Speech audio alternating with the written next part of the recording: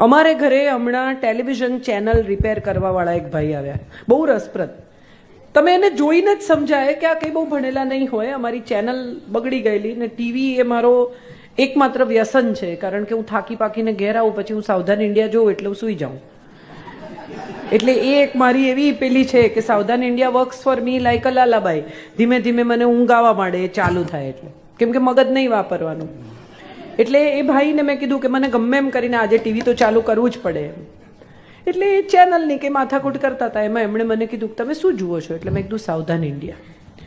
એટલે એમણે આમ પાછળ ફરીને મારી સામે એક લુક આપી અને પછી કહ્યું કે જીવન બી સાવધાન ઇન્ડિયા જેવું છે. તમને ખબર છે, ક્રાઇમ કરનારા છેલ્લે પકડાઈ જ જાય. હું એટલી ઇમ્પ્રેસ થઈ ગઈ એ ભાઈથી. આ કર્મના ફળ, આ ગીતા છે.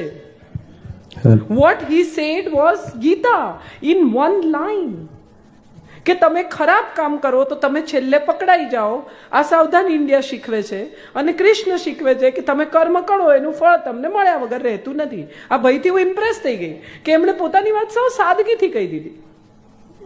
મને એક દિવસ લંડન હું જ્યારે કામ કરતી હતી, વચ્ચે 2 મહિના ગયેલી, ત્યારે રોજ હું બેંક સ્ટેશન પર ટ્રેન બદલું તો બેંક સ્ટેશન પર રોજ એક છોકરો, યંગ છોકરો, આફ્રિકન, ટ્રમ્પેટ વગાડે. તો I use to stand there and listen to him. Saxophone વગાડે, કોઈ વાર ટ્રમ્પેટ વગાડે, તો હું ત્યાં ઊભી રહીને એને સાંભળું. ને મારી જિંદગીનો સૌથી ખરાબ સમય 2010નો. હું એવા પેલામાં કે મારે દેશ છોડવો, દેશમાં રહેવું, આટલું બધું ભણી છું જેની કશું થઈ શકતું નથી, મારી પાસે બ્રાન્ડિંગની ડિગ્રી છે, આ દેશમાં એના કોઈ પૈસા નથી, હું શું કરું? રોજ હું ત્યાં ઊભી રહું ને વિચારું કે લંડન શિફ્ટ થાઉં તો મારા પરિવારનું શું, છોકરાનું શું, એને અહીંયા ગમશે નહીં ગમે, સંજય આવશે નહીં આવે, જેને અમદાવાદ નથી છોડવું એ લંડન કેમ આવશે, આવા બધા હજારો સવાલની વચ્ચે હું, અને રોજ એ વગાડે ને રોજ હું એને સાંભળું. એક દિવસ એને આમ હાથ લંબાવ્યો ને મેં પણ એના હાથમાં હાથ મૂક્યો ને હું રસ્તાની વચ્ચે સબવેમાં I danced with him. I don't know why. અને ડાન્સ પૂરો થયો પછી હું એને ભેટીને ખૂબ રડી. હું શું કામ રડી એ પણ મને આજે બી ખબર નથી. એ બધું પૂરું થયું અને પછી હું જે દિવસે નીકળવાની હતી એ દિવસે હું એને મળવા ગઈ ને મેં એને કહ્યું, મેં આઈ એમ લિવિંગ ટુમોરો, ગોઈંગ હોમ. એટલે એને કહ્યું, where is home for you? મેં કીધું India, let's have an ice cream. So we went there. એને કહ્યું, વોટ્સ યોર નેમ? એટલે મેં કહ્યું, કાજલ. CAJL? મેં કીધું, નો, KAJL. એટલે એણે મને કહ્યું, માય નેમ ઇઝ કાલ, CARL. C, if you spell it with C it sounds K, if you spell it with K it sounds K. Life is like that. આવા લોકો હોય છે જગતમાં કે જે તમને આમ કરીને કંઈક આપીને જતા રહે અને પછી એને તમે ક્યારેય મળતા નથી. એને ફરી મળવું જરૂરી પણ નથી હોતું. સ્કોટલેન્ડ હું એક જ દિવસ એક વીકેન્ડ હતું ને ઉતરી સ્ટેશન ઉપર અને આમ તેમ જોતી હતી કે ભાઈ મને ક્યાંક કોક બજેટ હોટેલ મળે. તો એક ભાઈ ત્યાં બેઠેલા ગુજરાતી લાગ્યા એટલે જઈને મેં પૂછ્યું, મેં કીધું અહીંયા બજેટ હોટેલ છે આસપાસમાં? કે ગુજરાતી છો? મેં કીધું હા. કાજલ ઓઝાવાઈ છો? મેં કીધું હા. ચલો અહીંયા થોડી રહેવાય હોટલમાં, ઘરે ચલો. અરે ન જાન ન પહેચાન, તમારે ઘરે કેવી રીતે આવું? ઘેર લઈ ગયા, રાખી, ખવડાવી પીવડાવી, લેક સિટી ડિસ્ટ્રિક્ટ સ્કોટલેન્ડ બતાવ્યું, મજા કરાવી અને પછી હું નીકળતી હતી ત્યારે 11 પાઉન્ડ આપ્યા.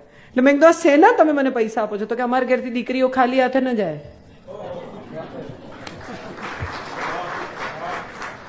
આ લોકો છે જેનાથી હું ઇન્સ્પાયર થાઉં છું. રોજ કશુંક આપી જાય છે, રોજ એક માણસ કંઈક આપી જાય છે. તમને લેતા આવડવું જોઈએ. આપનારા તો ઠેર ઠેર ફરે છે.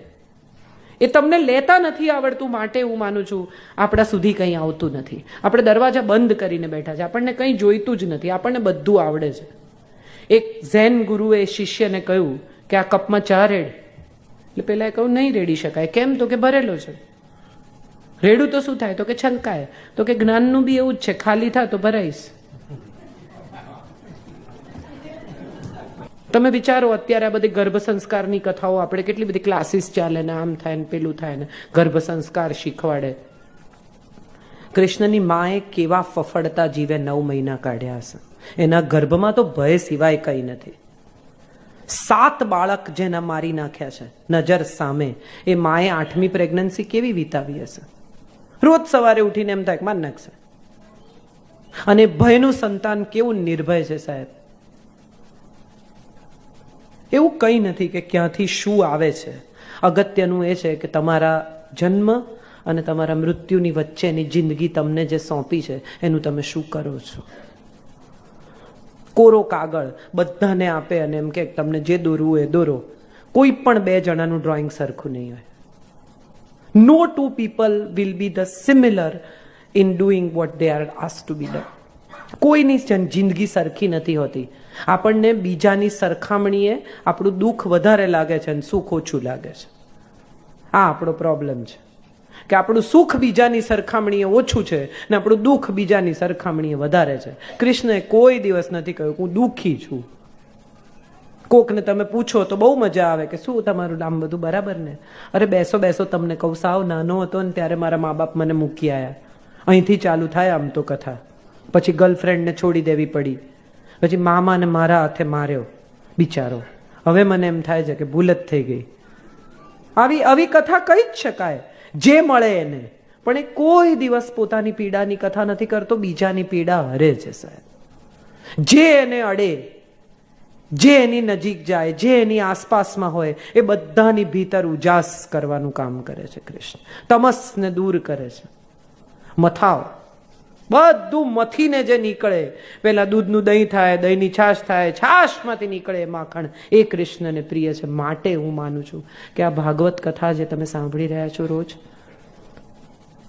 એ તમારી ભીતર પણ મંથનનું કામ કરે તો સારું. કશું મથાય તો અંદરથી અમૃત નીકળે. માત્ર સાંભળવું, બેસવું, કારણ કે કશ્યપભાઈને, ભરતભાઈને આપણે ખુશ કરવા આવ્યા છીએ, એમને એમ થાય કે આપણે રોજ બેસીએ છીએ, ચંદ્રિકાબેનને, વિભાબેનને બધાને નમસ્તે નમસ્તે કરીને પછી ફોનમાં નહીં પડતા.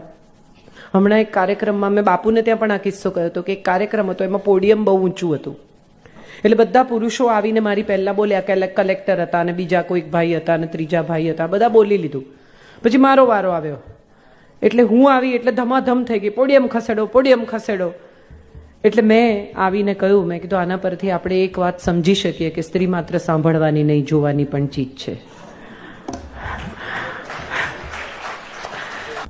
હમણાં કોકે મને એક નાનો મેસેજ મોકલ્યો હતો કે જવાનીમાં એકાદ કાંડ તો કરવું જોઈએ, નહીં તો છોકરાઓને કહેશો શું? એટલે તમે જે પૂછ્યું એના જવાબમાં એ પણ છે કે કંઈ ન કર્યું હોય તો એ પણ કરી જ લેવું. એમ કશું યાદ કરવા જેવું હોય તો એ પણ કરી લેવું, એમાં કંઈ વાંધો નહીં. ટાગોર 56 વર્ષે પ્રેમમાં પડ્યા વિક્ટોરિયા ઓકેમ્પોના. સ્પેનની કવયત્રી હતી. Tagore was 56 and she was 23 and they fell in love. Ravishankar કઈ ઉંમરે પરણ્યા? પંડિત રવિશંકર. એટલે બધું થઈ શકે અને કશું ન થઈ શકે. જિંદગી જીવી લેવી એવું મને લાગે છે.